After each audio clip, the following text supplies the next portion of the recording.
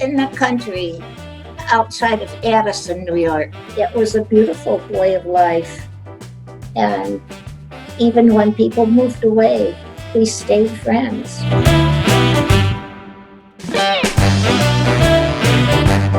We started square dancing.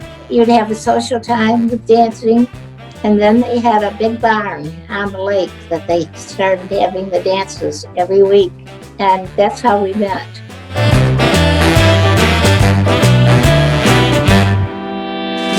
My brother, he was 4 years older than me, went in the war in Normandy on D-Day, and he went through France and ended up in Germany.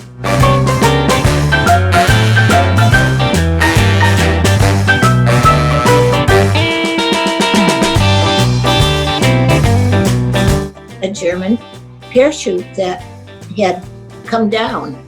I just read a book and they mentioned about German parachutes laying, when they'd have to take them off when they landed.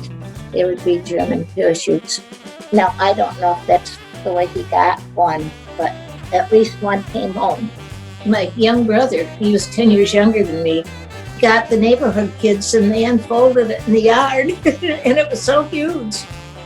During the war, materials were difficult, and the factories didn't get started too early, and it was difficult getting enough material.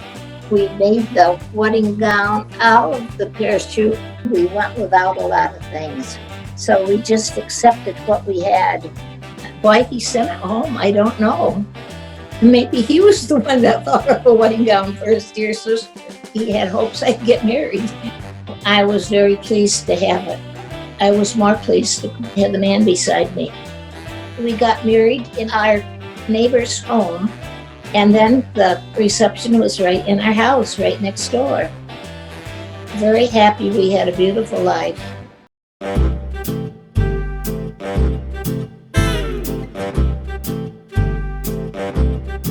I had a neighbor that we were talking about wedding gowns. I just said, well, I got one that will beat yours. And she wanted to see it. She said, oh, you've got to send it to a museum. You've got to send it to a museum. And finally, just to appease her, I sent it. I got a letter within a week. I couldn't believe it. I think my head hit the ceiling. Everybody that called me, I would say, did I tell you about my dress?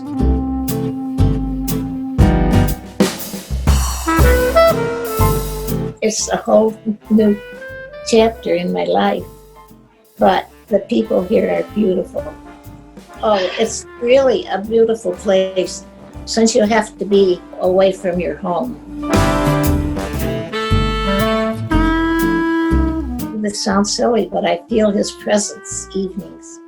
I don't mean I see him. When we were back in Colorado, he was downstairs working. So I didn't see him, but I felt his presence. He was in the house, and I have that feeling evenings now. So it isn't as difficult as I expected it to be. I was very fortunate, and my husband was too. I really had a beautiful life.